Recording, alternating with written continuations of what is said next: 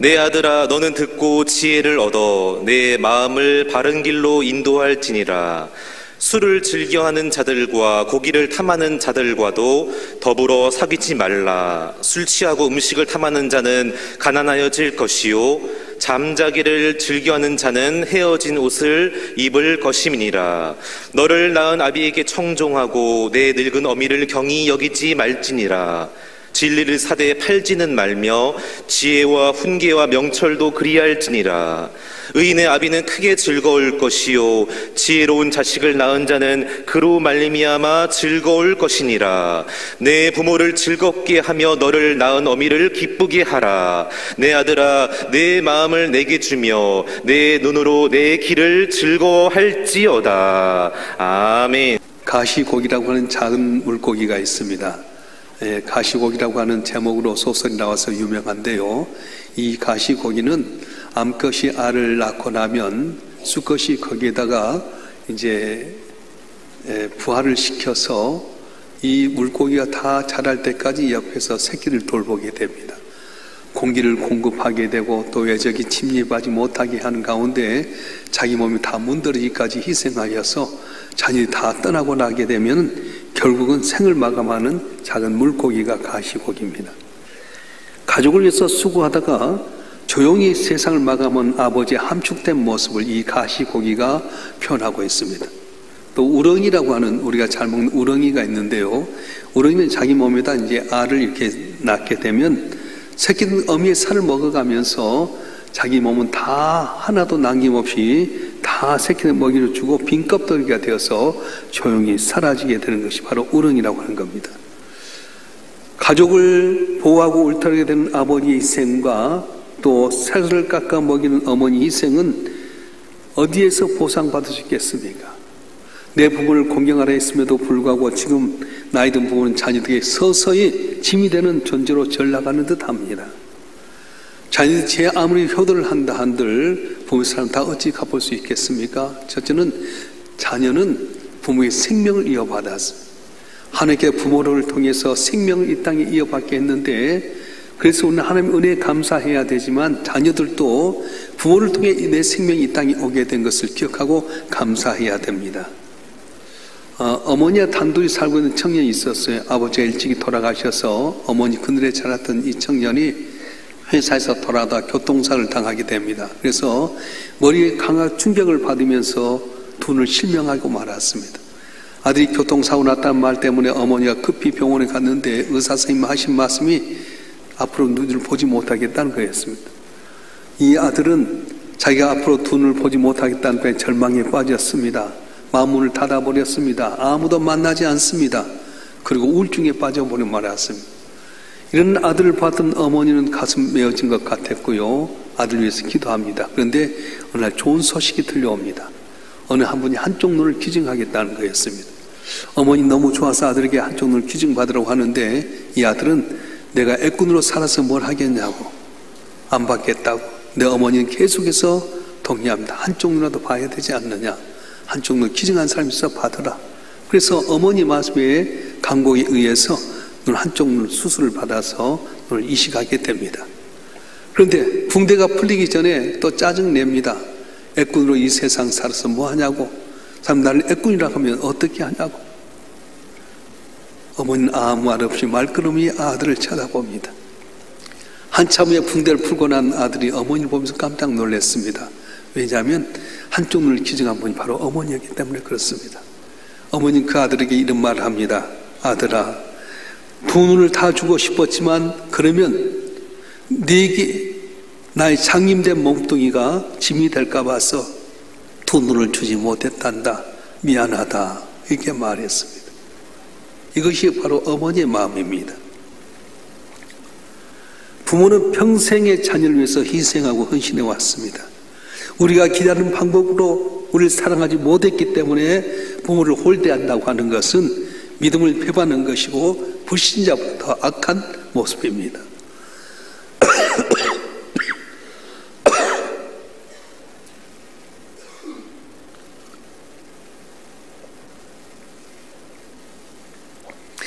우리가 부모님을 잘 섬기지 못해서 부모님 마음이 아프다고 한다면 그것은 하나님 마음을 아프게 하는 것과 같습니다. 왜 그렇습니까?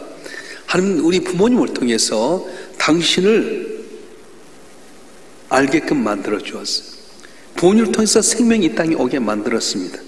그래서 부모님을 우리가 평안케 하면 하나님 평안케 만드는 것이고 부모님 마음을 아프게 하면 하나님 아프게 한 것과 똑같습니다.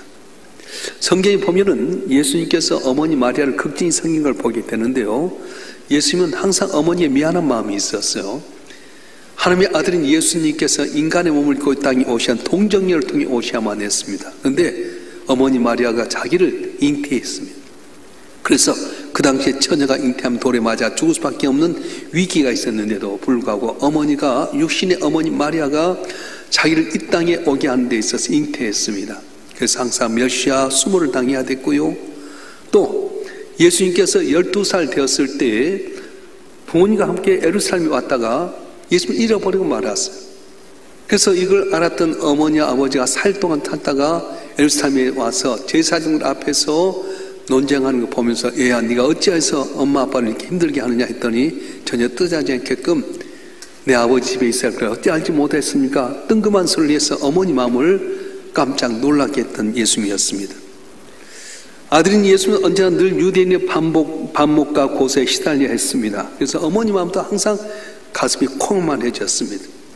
유대인들이 아들을 죽이려고 모함할 때는 어찌할 바를 몰랐습니다. 그리고 그 아들이 심한 매를 맞고 십자가 지고 골고다를 향해 넘어갈 때는 그 곁에 안타까운 마음을 가지고 뜯고 있었습니다. 십자가에서 십자가에 매달려 신음하다 죽은 아들을 보았습니다. 세상에 이렇게 가는 어머니가 어디 있습니까? 여러분 로마의 이 바티칸 베드로 성당에 가게 되면은 거기에 미켈란젤로가 조각한 피에타라고 하는 이 조각상이 있어요. 예수님이 십자가에 못 박혀 죽으셨다가 나왔을 때 그 어머니가 무릎에 안고 있는 그런 모습을 미켈란젤로라고 하는 조각가가 조각해내서 한번 보여주실래요? 피에타라고 하는 걸 보여주세요. 예, 저것이 바로 미켈란젤로가 만든 유명한 조각 피에타입니다. 사랑하는 아들이 십자가상에서 처지해 죽었을 때 그걸 본 어머니 마음이 얼마나 아프겠습니까? 그 아들의 시체를 안고 바라본 그 어머니 마리아의 모습을 미켈란젤로가 저렇게 표현했습니다. 그런데 세상적인 면에서 보면 예수는 불효자와 같습니다. 어머니 마음을 아프게 하고 놀라게 하고 십자가에 못 박혀 죽기까지 어머니 마음을 너무 안타깝게 만들었지만 예수님은 그걸로 끝나지 않았습니다. 십자가에 못 박혀 돌아가시면서 마지막 어머니를 극대로 이렇게 공경하는 모습을 보게 되는데 십자가의 그 처진한 고난 가운데서 예수님은 제자 요한에게 말합니다. 요한아, 네 어머니다. 네가 이때 공양해라. 마지막 십자가에 못 박혀 죽으면서도 어머니를 사랑했던 예수님의 모습이 여기 있습니다. 오늘 본문의 말씀에 보면 자녀가 부모를 즐겁게 하고 기쁘게 하기 위해서 하나님께서 우리에게 알려진 비결이 있는데요. 어떻게 해야 됩니까? 우리는 어버이날 되면 당연히 들어왔던 말씀이 너무 많기 때문에 상식적으로 식상해 버렸는데 오늘 본문의 말씀에 보면 하나님은 우리가 부모를 즐겁고 기쁘게 해서 복받는 비결을 알려주었어요. 뭐냐? 자녀는 의인이 되어야 된다는 것입니다. 따라서 자녀는 의인이 되어야 한다. 오늘 24절 말씀 보겠습니다. 하나님께서는 잠언서 기자를 통해서 우리가 복받는 비결, 부모를 잘 즐겁게 하고 기쁘게 하는 비결을 말해주는데 24절 말씀 읽어보겠습니다. 시작. 의인의 아비는 크게 즐거울 것이요 지혜로운 자식을 낳은 자는 그로 말미암아 즐거울 것이니라. 아멘. 다시 한번 읽겠습니다. 시작. 의인의 아비는 크게 즐거울 것이요 지혜로운 자식을 낳은 자는 그로 말미암아 즐거울 것이니라. 아멘. 자녀가 의인이 되면 부모가 즐거워한다는 겁니다. 세상에 아무리 나쁜 자녀라도 자녀가 좋은 길 가길 원합니다. 자기는 나쁜 길 살아왔던 부모라 할지라도 자녀에겐 너만큼이라도 좋은 길 가라고 그렇게 권면합니다. 의인이 무엇입니까? 옳고 그름을 잘 알고 옳은 걸 선택하는 사람이 바로 의인입니다. 옳고 그름을 잘 알아서 옳은 것을 선택한 사람이 의인인데 우리 인간 최소한의 양심이라고 하는 것이 있습니다. 옳은 것이 옳고 그른지를 아는 것이 선천적으로 태어났습니다. 그래서 남을 때리지 말아라, 남의 거 훔치지 말아라, 남에게 거짓말하지 말아라, 이건 알고 있습니다. 그런데 세상적인 삶에 살다 보니까 자도 모르는 사이에 미워하게 되고 때리게 되고 사기치게 되고 도둑질할 때가 참 많지 않습니까? 지금 우리가 사는 세상은 의롭지 못한 세상입니다. 우리나라는 의가 결여되어 있는데 옳은 자가 잘못될 때가 많습니다. 법을 지킨 자가 항상 손해보고요, 정당하게 경계하는 자가 항상 지게 됩니다. 이렇게 힘이나 돈이나 지위가 의로 변질된 사회는 건강한 사회가 아닙니다. 몇 년 전에 한번 이렇게 이제 그 설문조사에서 통계가 나왔는데요. 우리나라는 이 공중의 것과 자기 걸 잘 구분 못한대요. 그래서 대한항공에서 1년 동안에 담요가 21만 장이 잃어버렸어요. 한 장이 10,000원씩 한다고 합니다. 21만 장이 얼마나 크겠습니까? 아시아나 항공에서도 이 담요를 가져간 10%를 잃어버렸어요. 그래서 설문조사를 해보니까 왜 가져갔냐 했더니 핫투치기에 참 좋은 것이 바로 대한항공 담요랍니다. 또 멀리 여행하거나 밤에 여행할 때, 기차 여행할 때 덥고 자기 편하게 해서 그걸 가져간다는 거예요. 근데 여러분 알아야 될 것은 우리가 그걸 가져가면 그걸로 끝나냐? 아니요. 항공사 그냥 있게요. 그만큼 잃어버린 만큼 돈을 부과해서 승객들이 문다는 거예요. 그러니까 여러분이 대한항공이나 아시아나항공에 있는 어떤 물건을 갖고 가면 그걸로 끝난 것이 아니라 그만큼 없어진 만큼 가격을 다 해서 비행기 가격이 올라가게 되나, 이걸 모르지 않습니까? 우리 사회는 어른과 스승을 공경한 법을 잃어버렸어요. 옛날에 우리 어렸을 때는 스승의 그림자도 밟지 말라고 했는데요. 지금은 어떻습니까? 학교에서 선생님이 애를 꾸징하면요, 얘가 뽀록 달려가가지고 엄마한테 이사해서 선생님이 고소하게 되고요, 고발하게 되고요, 학교에 가서 난리치고 있지 않습니까? 그러다 보니까 애들이 뭘 배우겠습니까? 부모를 공경하는 것은 내가 잘되고 또 장수하는 비결이라고 말씀하게 되는데, 부모를 꼭 잘하기 위해서라기보다 내가 잘되기 위해서라도 부모를 공경하게 되면 내 삶이 잘되게 되고 장수의 복을 얻는다는 거예요. 할렐루야. 그래서 하나님께 우리가 잘되게 하는 비결을 알려주었는데, 내 부모를 공경해라. 그러면 네가 이 땅에 잘되고 장수하리라고 말씀해 주셨습니다. 그러니까 여러분 어른을 잘 쓰는 게 참 좋잖아요. 우리 교회는 분위기가 참 좋아서 감사하는데, 우리 교회 오신 분이 어떻게 교회가 이렇게 친절하냐고, 인사를 잘하냐고. 시흥에 있는 모 기독교 대학이 있어요. 근데 그 거기 학교는 뭘 아끼냐면 무조건 사람 만나면 인사를 잘해라, 그렇게 하는 거예요. 그래서 교내에서 만나면 초모사도 하면 안녕하세요, 반갑습니다, 인사를 하게 되는데, 이거 소문이 나가지고 회사들마다 다 이 학교의 학생들을 이렇게 채용하기 원한다는 거예요. 왜냐? 그분이 인사를 잘하다 보니까 상사에게도 잘하게 되고요, 동료 간에도 친교가 잘 이루어져서 일 효과가 있기 때문에 인사를 잘하는 그 대학의 학생들을 다 이렇게 데리고 간다는 겁니다. 여러분, 우리가 남에게 인사 잘하면 얼마나 좋습니까? 그래서 내가 이렇게 날 잘 섬기고 정말로 인사를 잘하고 옳고 그름을 잘 알아서 평화롭게 하게 되면 나도 잘 되고 너도 잘 된다고 말씀하는 거예요. 그 의인 하나가 전체를 살리게 됩니다. 창세기 6장 9절을 보면 노아에 대해서 이야기하는데 한번 읽어볼까요? 창세기 6장 9절의 말씀 읽어보겠습니다. 시작. 이것이 노아의 족본이라. 노아는 의인이요 당대 완전한 자라. 하나님과 동행하였으며. 노아는 의인이요 당대 완전한 자라 하나님과 동행하였으면, 노아 한 사람 때문에 어떻게 하냐면 아내도 살게 되고요, 새 아들들과 자부들도 다 살게 됐어요.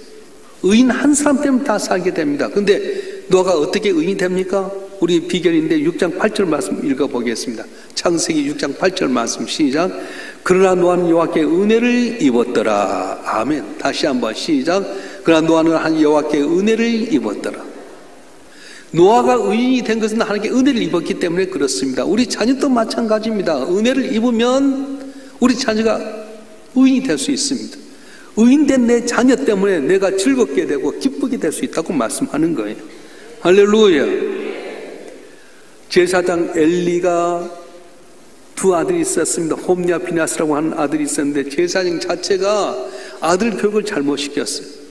불의한 일을 하는데도 불구하고 꾸중하지 않습니다. 도덕적인 면이나 법적인 면에서 애들을 그냥 대충 길러버렸어요. 이들이 잘못된 일을 행할 때 다 백성과 소문이 났는데 불구하고 이걸 들었음에도 불구하고 아버지는 애들을 징계하지 않습니다. 한번 읽어볼까요? 사무엘상 2장 23절 말씀 읽어보겠습니다. 시작. 그들에게 이르되 너희가 어찌하여 이런 일을 하느냐 내가 너희 악행을 이 모든 백성에서 듣노라. 못된 짓 하고 백성들의 여러 가지 잘못된 이야기 혼쭐나게 징계해야 될 텐데 너희가 어찌 이런 일 하냐 하지 말으라 그렇게 말했어요. 그러다 보니까 얘들이 도덕적인 면이나 윤리적인 면에서 다 잘못돼가지고 결국은 이 애들 때문에 온 가족이 다 멸절당하고 많지 않습니다. 이가보다 하나님의 영광이 떠나버린 가정이 되고 말았습니다. 의인 한 사람이 얼마나 중요한지 모릅니다. 시편 30편 25절 말씀 한번 읽어보겠습니다. 시편 37편 25절 말씀 시작. 내가 어리석던 늙기까지 의인이 버림을 당하거나 그의 자녀의 거시감 보지 못하였도다. 아멘. 내가 어려서부터 늙기까지 의인이 버림을 당하거나 그의 자손의 거시감을 보지 못하였다 말씀했어요. 옳고 그름을 잘 판단해서 옳은 길을 따른 의인이 되게 되면 거시감이 없다. 버림당하지 않는다. 후손이 가난하지 않는다고 말씀하셨어요. 의인은 잘 될 줄로 믿습니다. 의인이면 그 몸에 큰 급빔이 되고 자랑거리가 될 수 있습니다. 자, 여러분 한 분 한 분이 여러분 자녀들이 잘 가르치십시오. 뭐가 의인지를 알려주셔야 돼요. 옳고 그름을 올바로 분별해서 그 옳은 길을 따라가게 되면 그 자녀로 말미암아 내가 즐겁고 기쁘게 되고요. 내가 또 의인의 길을 살게 되면 내 자녀와 내 가족이 잘 되게 되는데 저는 한 분 한 분이 내가 의인됨으로 말미암아 부모를 기쁘게 하고 가정을 살리는 복된 삶이 되길 주님으로 축원합니다. 축원합니다. 하나님께서 우리에게 부모를 즐겁게 하고 기쁘게 하는 비결을 뭘로 알려줬냐면은 자녀가 지롭게 되라 그렇게 말씀하셨어요. 따라서 합시다. 자녀가 지롭게 되어야 된다. 우리 24절 말씀 볼까요? 잠언서 23장 24절 다시 한번 읽겠습니다. 시작. 의인의 아비는 크게 즐거울 것이요 지로운 자식을 낳은 자는 그로 말미암아 즐거울 것이니라. 아멘. 자녀가 지로운 부모가 즐겁게 되는데요, 지로운 자녀는 부모의 기쁨이 되게 됩니다. 자, 근데 지혜는 뭐냐면 히브리 단어 보면 살아가는 기술이라고 말씀했어요. 세상을 살아갈 때 살아가는 기술이 있어야 되는데 지혜의 반대말이 뭔지 아십니까? 어리석음이라고 합니다. 이 어리석음 영어로 보면 absurd라고 하는 말인데 기먹으려는 뜻이 있습니다. 부모가 말씀을 하는데 귀를 기울여 듣지 않는 사람이 어리석은 사람이에요. 지혜로운 사람은 어떤 사람입니까? 부모가 말씀할 때 귀를 기울여서 듣는 사람이 지혜로운 사람입니다. 그러니까 여러분이 말을 할 때 자녀가 이렇게 잘 들어주면 얼마나 기분이 좋습니까? 그럼 부모님이 여러분이 이야기할 때 여러분 귀를 기울여서 들어야 됩니다. 에베소 6장 1절 말씀 한번 읽어볼까요? 에베소 6장 1절 말씀 시작. 자녀들아 주하는 너희 부모에게 순종하라 이것이 옳으니라. 근데 순종이란 말은 듣고 따른다는 거예요. 잘 들어야 됩니다. 교회 나서 목사님 설교는 잘 들어야 돼요. 자기가 가득 차가지고요 안 들리면 아무리 은혜를 쏟아주려 해도 도람이 타버려요. 여러분께 비워야 돼요. 잘 들어야 됩니다. 자녀들이 여러분 말할 때 잘 듣고 행하면 얼마나 기분 좋습니까? 이게 바로 의로운 자녀고, 의로운 자녀 때문에, 지혜로운 자녀 때문에 바로 부모님이 즐겁고 기쁘게 된다고 말씀하는 거예요. 우리가 초등학교 보면 의인의 이야기가 나오는데, 위인의 이야기가 나오는데, 미국에서 이 중고등학교 학교에서 부모 경례를 갈 때 꼭 쓰는 대표적인 사람이 조지 워싱턴이라는 사람입니다. 조지 워싱턴 어렸을 때 꿈이 있었어요. 큰 배에 선장이 돼서 세계를 이렇게 돌아보는 꿈이었습니다. 그래서 그가 장성해져가지고 청년이 됐을 때 큰 선박회사에 취직을 하게 되고 어머니한테 가서 이야기를 합니다. 어머니, 내가 이제 선장이 되고자 배를 타고 떠나려고 합니다. 그랬더니 어머니 하는 말이, 얘야, 난 네 배 타고 가면 난 못 살겠다. 풍랑이 많은 세상 가운데 네가 어떻게 될지 못 내가 어떻게 편하게 살겠냐. 제발 가지 말아라. 울었어요. 여러분 같으면 어떻게 할 거예요? 근데 조지 워싱턴은 어머니의 눈물 때문에 자기의 꿈을 포기해 버립니다. 그래서 그는 이렇게 이야기했습니다. 어머니의 눈물과 내 꿈을 바꿀 수 없다. 내 꿈이 아무리 좋다 하더라도 어머니의 눈물과 바꿀 수는 없다. 그래서 그는 선장이 되는 걸 포기하고 다른 길로 가게 됩니다. 그래서 그는 훌륭한 선장이 되지 못했지만 초대 대통령이 되었습니다. 사랑하는 성도 여러분, 그렇습니다. 부모를 공경하는 게 복의 근원인데 부모 순종이 하는 게 뭐냐? 잘 듣는 거예요. 에베소 6장 2절과 3절 말씀 한번 읽어볼까요? 에베소 6장 2절과 3절 말씀 시작. 내 아버지와 어머니를 공경하라. 이건 약속 있는 첫 계명이니 이로써 내가 잘되고 땅에서 장수하리라. 아멘. 공경이란 말은 헬라어로 티마오란 말인데 가치 있게 여기다, 명예롭게 여기다 그런 뜻이 있습니다. 부모가 못나고 못 배우고 잘생기지 못하고요, 돈 없어도 부모를 가치 있게 여기라, 귀중하게 여기라. 그러면 네가 잘되고 땅에서 장수하리라고 말씀해 주셨어요. 할렐루야. 하면 아무나 복 주지 않습니다. 복을 받을 사람이 주게 됩니다. 다윗의 아버지 이새에게는 8 아들이 있었습니다. 다윗은 8번째 막내 아들입니다. 근데 다윗은 항상 양을 지키는 데 있어서 부지런히 양을 지킵니다. 사무엘 선지자가 이새의 집에 와서 기름 부어서 왕을 세우려고 하는데 그때 형들은 다 집에 있었어요. 근데 이 다윗은 양들 옆에 양을 치고 있었습니다. 근데 양을 치되 책임 있게 양을 쳤습니다. 곰이 오거나 사자가 이 양을 물고 가면 끝까지 쫓아가서 이 양을 뺏어올 정도로 책임 있는 삶을 살았어요. 그래서 이런 책임 있는 사람을 하나님께서는 들어주셔서 이스라엘 왕이 되게 만드셨습니다. 아무나 복받지 않습니다. 내게 주어진 상 가운데서 하나님께 복받을 사람을 택하셔서 쓰임받게 만드신다는 거예요. 요셉도 보십시다. 요셉은 아버지 12아들 가운데 11번째 아들이었습니다. 근데 그 많은 아들 가운데 11번째 아들 요셉에게 색동옷을 입혔어요. 왜 그랬을까요? 물론 라헬의 아들이었기 때문에 그럴 수 있지만 복받을 만한 일을 했습니다. 그 요셉이 항상 믿음 안에서 꿈을 갖고 살아가니까 아버지가 요셉을 그렇게 만들어 줬던 겁니다. 그렇지 않았으면 많은 아들 가운데 요셉은 속동을 입지 않았을 거예요. 사람이 감동받으면 하늘도 감동받아 열어줍니다. 그래서 지성이면 감천이라고 했던 말처럼 우리가 사람들에게 감동을 주면 하나님도 감동을 줘서 복받게 만드신다는 거예요. 그래서 요셉이 아버지를 잘 기쁘게 했더니 복을 받아요. 그래서 나중에 애국의 국무총리가 돼서 제일 먼저 한 게 뭡니까? 아버지가 다 자기 형제들 70명을 다 데리고 와서 애국 땅에 가장 좋은 고센 땅에 가면서 그 민족이 번성하게 만들었잖아요. 룻이라고 하는 예를 한번 보십시다. 룻기에 보게 되면 룻은 모압의 이방의 여인입니다. 근데 남편도 죽게 되고요. 이제 나이 같은 어머니만 시어머니만 남았는데 시어머니 앞길을 보니까 가능성이 하나도 없습니다. 오히려 자기의 집만 될 것 같습니다. 그런데 어떻습니까? 어머니가 가는 곳에 나도 가겠다고 자기 고향도 버리고 부모님도 버리고 이방을 배척한 어머니 있는 유대인 있는 베들레헴까지 따라와서 어머니를 섬기게 됩니다.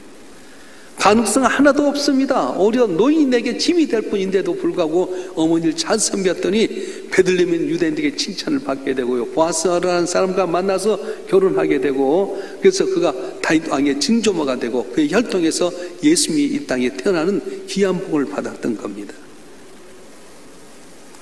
우리가 부모가 되어서 어쩔 때 기쁨이 있던가요? 자녀가 내 말을 잘 들어주고 행할 때 그렇지 않습니까? 세대 차이 난다고 아버지 꼰대라고 아버지 잘 모른다고 그러면 속상하지 않아요? 비록 못 배우고 나이가 많이 들고 세대 차이 날지라도 부모를 부모님답게 공격하고 말을 잘 듣고 행하면 그때 기쁨이 있지 않겠습니까? 요즘은 아들보다 딸을 낳아야 복이 있답니다. 왜냐하면 지금 시대는 옛날에 시댁 중심이었는데 친정 시대로 바꿔졌어요. 근데 며느리들이 시자를 싫어한대요. 시댁을 싫어한대요. 노래를 불러도 도레미파솔라도 해버린대. 시를 빼고 한다는 거예요. 근데 여러분 알아야 할 것은요, 자기도 나중에 시아버지 시어머니 된다는 거죠. 나는 언제나 이렇게 될 것 같아요. 나도 나이가 들면 시아버지 시어머니 될 때가 있어요. 그래서 시자를 빼면 안 돼요. 시아버지 시어머니 잘 공경하면 내 아들이 내 딸이 이렇게 공경하는 거, 그래서 복받지 않겠습니까? 하나님께서는 우리가 한 배 복받을 수 있는 비결을 알려주는데, 내 부모를 즐겁게 하고 기쁘게 하라. 어떻게?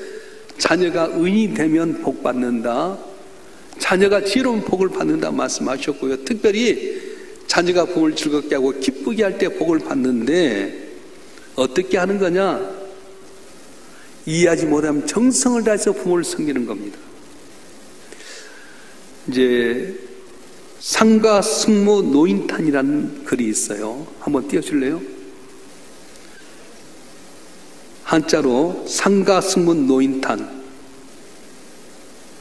자, 저 말이 띄워주세요. 저 무슨 말이냐면은, 조선시대 숙종 임금님께서 이제 밤에 이렇게 자명을 하게 됩니다. 그래서 성 밖을 나가서 딱 외딴 곳에 갔는데 거기서 노래 소리가 들려요. 그래서 무슨 소린가 했더니 노래를 부르긴 부르는데 이상한 장면이 있어요. 남자는 상복을 입고 노래를 부르는데 승복을 입은 여자가 춤을 춥니다. 근데 그 옆에서 노인이 탄식을 하는 거였어요. 뭐 이런 일이 있나? 그래가지고 이제 끝났을 때 거기 있는 그 남자를, 아들을 불렀어요. 혹시 이거 어떻게 된지 사연을 알 수 있겠는가? 그랬더니 하는 말이, 몇 년 전에 어머니가 돌아가셨습니다. 너무 가난한 가운데 아버지 생신이 됐는데 생신창을 차려둘 수가 없습니다.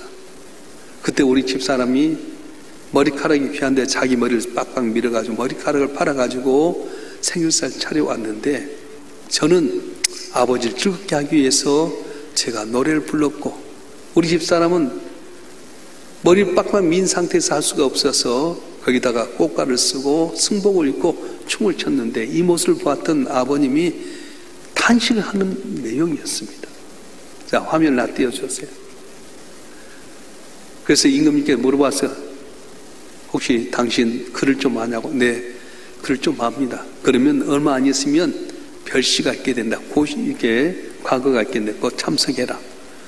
그래서 이제 신분을 안 밝히고 갔는데 정말로 과거가 있게 됐어요. 과거에 딱 가서 앉았는데 시제가 뭐였냐? 상가 승무 노인탄. 아무도 이 뜻이 뭔지 모르잖아요. 근데 이분이 알았어요. 어머니가 돌아가셨을 때 너무 가난한 나머지 아버지 생신이 됐는데 가난해서 차릴 것 없어서 아내가 머리를 다 빡빡 밀어가지고 그 머리칼로 상을 차려주고, 아들은 상복을 입고 노래하고 며느리는 승복을 입고 춤을 추고, 이 모습을 봤던 아버지는 탄식하고 있습니다. 썼더니 어떻게 됐게? 장원급제했어요. 안 사람 복 있는 줄 믿습니다. 그래서 장원급제해서 임금이 크게 쓰임받게 되고 아버지를 잘 모셨다는 전설 따라 삼천리가 아니라 실제 있었던 이야기입니다. 하나님은 아무에나 복 주지 않습니다. 말씀대로 사는 자에게 복을 주십니다. 부모를 우리에게 주신 이유는 뭐냐면, 하나님의 대리자로 주셨고 대리자로 우리에게 주셨어요. 내가 생명이 있게 된 부모님의 피와 땀을 사흘을 위해서 받았기 때문에, 부모가 비록 못 배우고 못 살고 못 낳았다 할지라도 부모를 공경하는 것이 복의 근원이고 잘되고 장수한 비결인데, 그걸 모를 때가 참 많아요. 사랑하는 성도 여러분, 오늘 어버이주를 맞이해서 우리 자녀들은 부모님을 잘 이렇게 섬겨야 됩니다. 어떻게? 내가 의로운 삶을 살아야 되고, 지혜롭게 어머니 아버지 말을 잘 듣고 섬겨야 되겠고요, 정성을 다해서 이렇게 섬기게 되면 복을 받을 줄로 믿습니다. 그런데 부모라 해서 함부로 해서도 안 돼요. 우리는 부모기 때문에 당연히 자녀가 내 소유인 줄 알고 함부로 말하고 함부로 하면 안 됩니다. 성경 자녀를 노엽게 하지 말라고 말씀했어요. 그래서 자녀는 부모를 잘 공경해야 되지만 부모도 자녀들에게 한마디 말만 하면 전체 풀려집니다. 미안하다. 아빠가 부족했다. 그러면 전체 풀려지잖아요. 근데 아버지들은 옛날 고집세가고 절대 안 해요. 제가 아는 목사님은 술을 전혀 안 먹습니다. 왜 그러냐? 아버지가 어렸을 때 하도 술 먹으면 때려 패고요. 술만 안 먹으면 괜찮아. 술만 먹으면 집이 난리나서. 그래서 자기는 절대 술 안 먹는다. 아버지가 못해서 아버지 그러느냐고 딱 하면 이 새끼 네가 뭐냐? 어렵게 만들었다. 자기 생각에 아버지가 그때 당시 그러냐 미안하다 한마디만 했으면 전체 가정이 평안할 텐데 못했다는 거예요. 부모도 잘해야 됩니다. 부모도 자녀를 내 소유처럼 생각지 말고 넓지 않게끔 부드러운 말하고 미안할 때 미안하다는 말하게 되고, 자녀는 부모님 앞에서 즐겁고 기쁘게 하기 위해서 내가 의로운 삶을 살아가고 지혜롭게 잘 부모님 말씀을 잘 듣고 순종하고 정성을 다하게 되면 약속하신 말씀도 네가 잘 되고 이 땅에 장수하리라는 말씀이 우리 삶 가운데 임할 줄로 믿습니다. 저와 여러분 한 번 하면 잘 되고 장수의 복을 받는 여러분 되길 주님으로 축원합니다. 축원합니다. 기도하겠습니다.